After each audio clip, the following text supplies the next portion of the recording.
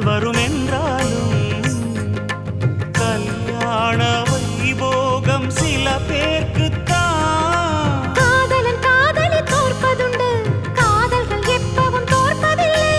ஓர் மனம் ஒருவரை ஏற்பதுண்டு, இன்னொரு உறவினை ஏற்பதில்லை.